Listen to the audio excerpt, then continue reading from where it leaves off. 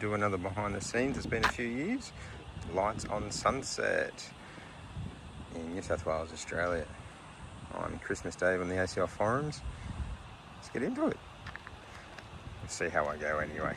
Is that the second time I've ever recorded one of these?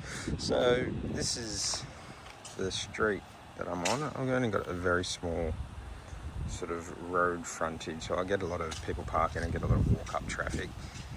And that means that most of my traffic is on foot, so I need speakers. So I have this nice push button. Well, I still have my FM tuner ready to go for anyone that just wants to park out the front. So, you know, if it's a quiet night, someone might just park out here and sit there for a few minutes. Other than that, I've got the radio, push for music, that's the speakers, set up back to my house. And that's really popular. People love just pressing the button. It's probably one of the most used parts of the show, actually, is people pressing the button. So I'll probably end up adding a new feature next year, so like angel wing selfie station with a few buttons on it, because people really enjoy that part of it and kids love to press the button. So, I mean, it just activates the speakers for 10 minutes, but they don't know that, they just think the button's doing something, so they press it. So that's the show during the day. Got my tune to, I've got my QR codes to go to Remote Falcon. People can choose their songs, they can sit here, scan it from the car. I've got another one just sort of sitting over there in front of the neighbour's house as well. And then I try and keep the yard a bit clear of props, because I like people to come around and walk in and walk around and sort of interact a bit. I've never had any issues with people breaking anything or knocking anything over. So you can see there's not as much in the yard itself, although next year that'll probably change. I want to add a little bit more, so I've got to work out how to incorporate that without stopping people still being able to walk around. So coming down the driveway, I've got my mini trees. So I've got the Dalek mini trees, which I've painted. I've got the 4 on the right, 4 on the left, so the mediums and the large. And they're all 100 pixels each, so 80 in the tree itself for both the smaller and the bigger ones there, and then 20 in the star, so it's just a single star. And then that leads straight down into my matrix, which is my temporary fence area. So I've got my snowflakes, got my stars, got my floodlights as well. The snowflakes are all 48 pixels, the stars are 70 pixels. Can't remember how much the spinner is, I think it's probably around the 70s, I don't know, I'll have to look that up again. And then the matrix itself is 3696. And that temp fence I just got from Bunnings, and then I just cut out. You can sort of see where I've cut out the bits there. So the actual fence itself is low, and that comes up, and that just holds that in. So I've got some wire to hold that in, and then I've got the weights sort of down the bottom, and then sort of around at the back I've got the extra supports to keep it from going anywhere in the wind. That's the back of the matrix. I only had to replace 1 pixel this year, had one of them, the blue out of the RGB went, and that's pretty much my only issue this year. It's pretty cool. Got running, that is my Baldrick 17 from Hanson Electronics, and then just sort of built that case. I do have a 3D printed double mount, which I haven't used yet for the power supplies, but I had to go something temporary because I didn't get them in time. So I think I'm using 14 or 15 ports on this, and that runs the matrix itself, runs the snowflakes, the spinner, those 2 floods down there, as well as all of the 8 of those mini trees. I'm running 2 LRS 612s, and that does the job. And the only power I've had to, I'm going to say inject, but it's more balancing really, is I'm sort of running an extra balance cable from the start to the end of the run on both sides of these. And and that's one of the things I wanted to do this year, is not inject power. So that's why I've gone a bit overkill with my power supplies, because I just wanted to plug pixels in and run them. So what I've tried to do is go the minimum amount of pixels, or the realistic minimum amount for my setup, to ensure that I'm not injecting any power anywhere and not having to balance if I don't have to. Well, the balancing is much easier to do, much simpler. So the matrix is actually running off 8 ports, so it's just about 430 something per port, and no balancing or injection required at all, and that runs perfect, looks beautiful. I'm really happy with this setup, and being the temporary fence, I can attach a lot more props to it and around it. So I'm thinking of sort of down the bottom there adding a couple of little sort of P5 screens to do as like a tune to or something. Not really needed, but you know, when do we really need extra stuff? So coming back to the front of the house, I've got all my yard set up. So the yard setup has got 8 candy canes, so 4 of those are new this year, and then I painted them all this year, so they've got colour to them. That's turned out quite nice. It was a way I chose to do it with spray paint and covering the bits, and took me ages, and then I watched some videos and found easier ways, but I'm pretty happy with how they've come out. Next year I might separate them a bit or move them somewhere else, but that looks nice in the videos. And I've got my bush pixels, bush tree, whatever you want to call it. So sort of going around is 500. That's 25 per strand. And then I've got like a 4-pointed star sort of on the bottom of that, and that's 25 on each strand. So between the two of them, there's 700 pixels there, and then there's two little floodlights there and there that light up the tree in the middle of them, and that actually has quite a nice effect on those as well. So I like how that's turned out, but next year I'm thinking of adding a heap of sort of pixel stakes scattered around. I'm not entirely sure how I'm going to do that yet, but hey, plenty of time, right? Plenty of time. So coming to the front of the house itself now, so I've got my verticals or pixel posts, whatever you want to call them. I've got 5 of those, one on each post. Sorry, not 5, 6. 6 of those, one on each post. I've got my 3 singing bulbs, painted nice colours, and then I've got my 2 rosary wreaths and my arch circles. So my arch circles are actually just the 3-ring arches, the Boscoyos, and then all I've done is joined them one upside down and one the normal way to make one big circle, and then I've modelled that in X-Lights as a wreath, so it's around, and then I've wired it so it just goes down and down, so it's just a circle. It's not wide as an arch per se, but then I can just submodel that a heap of different ways, submodel into top arch, bottom arch, full circles, and then lots of other little bits. So that goes well, and then they just attach this PVC that I've repainted black. They're just attached there, and then you see a few little bolts in there. So I've got a bracket, you can see behind that when I get to that, and then the faces just attach to the PVC. So I've got some bolts running through that to attach them. And the rosary wreaths, so I've got some wire running with some, I'll show that on the other side when I get there. But that's all come up nice, and then I've got a little hidden speaker. So I upgraded my speakers this year, brought some refurbished Yamaha speakers, and they're beautiful, absolutely love them. Sounds so good. Bass isn't too much, but it doesn't wash out as well. We can actually hear it quite nice. And then finally on the front of the house, I've got my icicles with my fantastic attachment system of cable ties around the gutter. That's mostly held up all right. A couple probably need to be fixed up a bit, but it's almost tear down time now. And I'm sure that there's a lot of people cringing that I haven't cut the cable ties. I just sort of ran out of time to do it, but you know what? At night, you don't even know. Can't even see them. So I'm not too worried about that.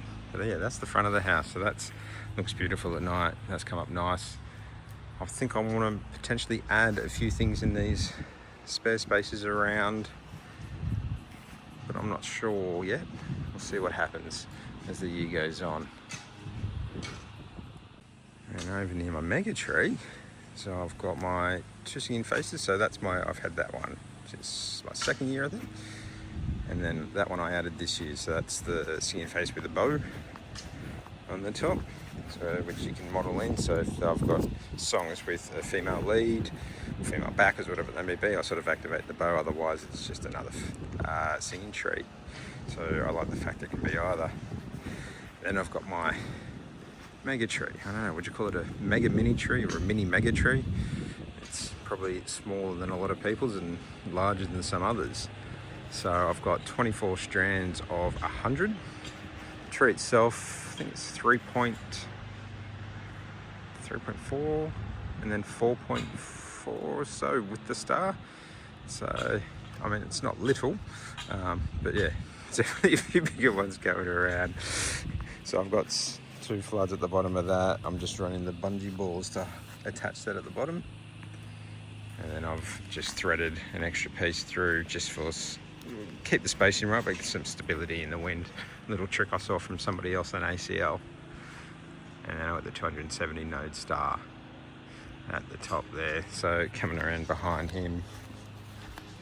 So I've got the post itself. So I've got the sun in the eyes now. Got all the cables running to the top. I'll talk about all the controllers towards the end. The pole itself I had made by a neighbour. He's a welder, so he was able to put all that together. Goes about 700 or 800 mil into the ground, so I can upgrade that. So originally when I had this tree, it was 50 nodes per strand, and then I lifted the post out and put a stopper underneath it and went to 100. So I've got more room if I want to lift it up more and, you know, potentially go to 150 per strand. I can do that without too much trouble. Probably have to add some guy wires if I do that.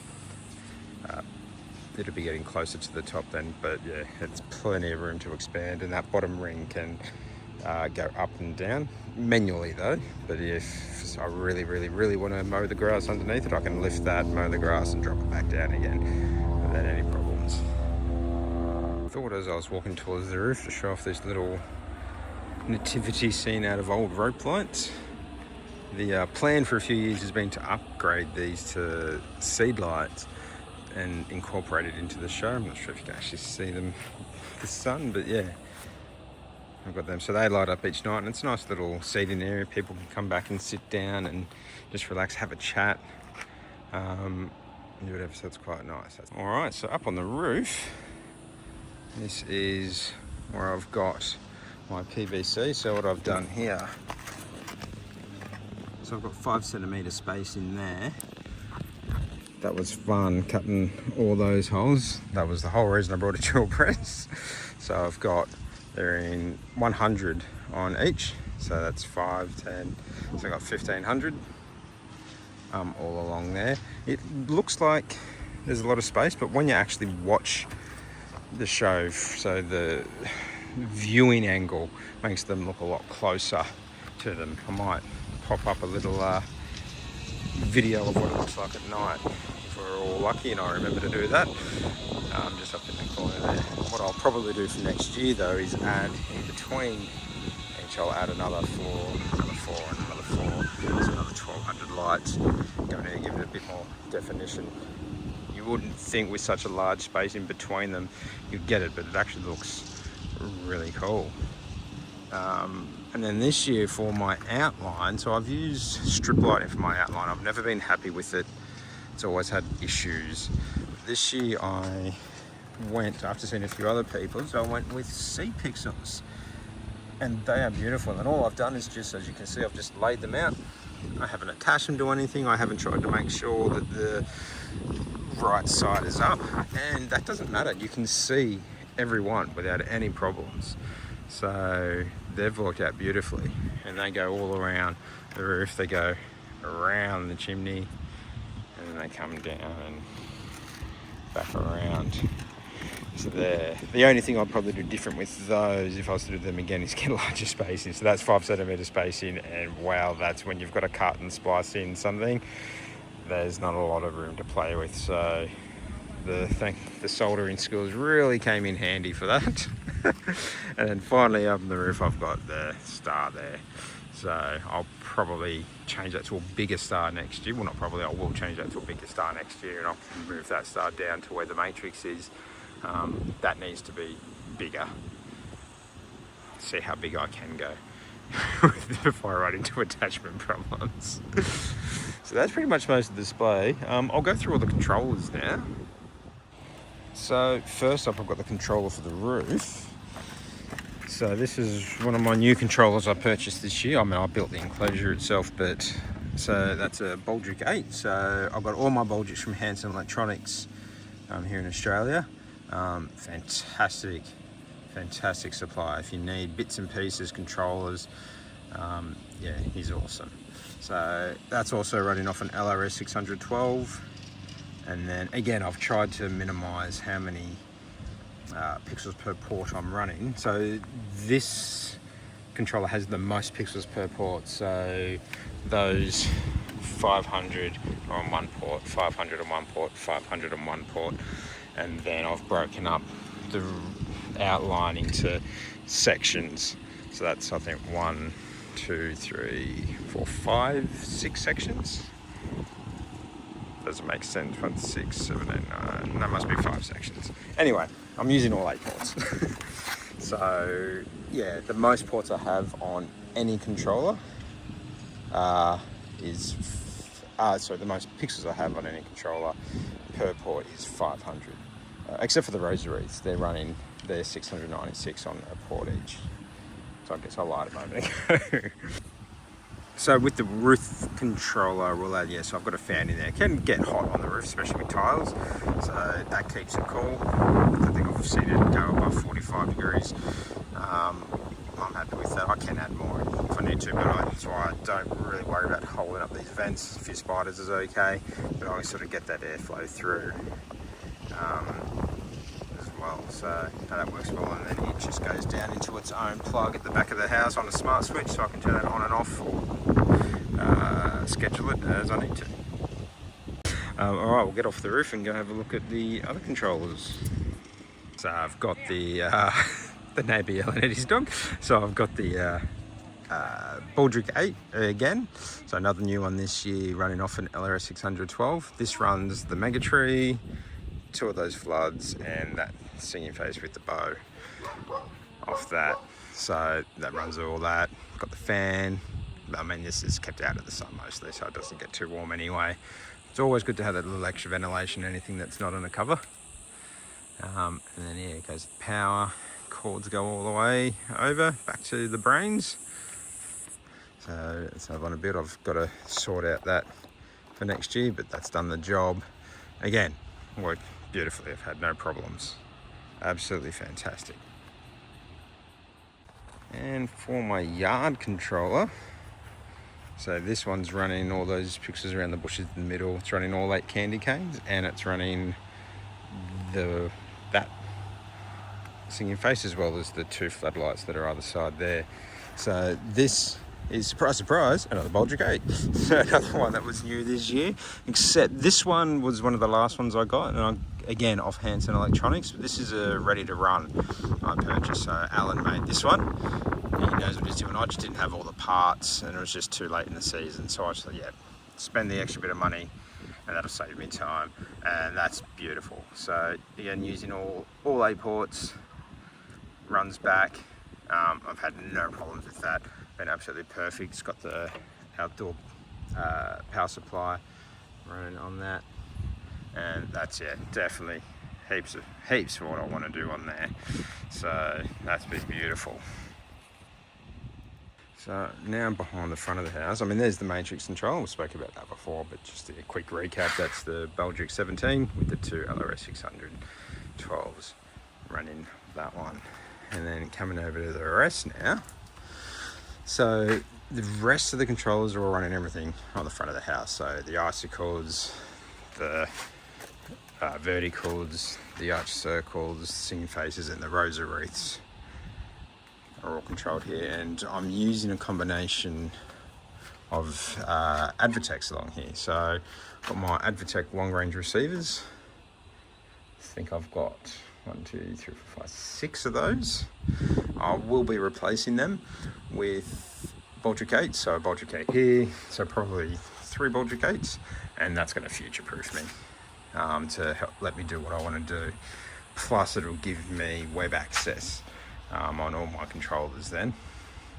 Going to be, yeah, much better. The Advotechs, I mean, there's nothing wrong with them, but it's frustrating having to use Advotech Assistant, which you can't access over a proxy, which is how I run my Pi and my network for it. So yeah, it just gets a bit annoying, and just a few limitations as well. They're just older controllers now. So it's another long range receiver. As far as running my cables, one thing I wanted to do this year, as you can see, nothing on the ground. I wanted to keep everything up high, just cleaner and better and safer. So I've just got some garage hooks and some screws. And so I've run all my cables sort of up high as they come around. So everything's sort of, if it's not going to a prop, it's going up and along, especially network cables, power cables and the like. So I'll skip those two for a moment. Over here, so I've got a couple more long range receivers, and then a couple more garage hooks. These hooks are actually from a bike rack, a garage bike rack. I pulled it apart and kept those. They've worked out really well. And then that all comes down to my main box, and I'll look at that in a moment.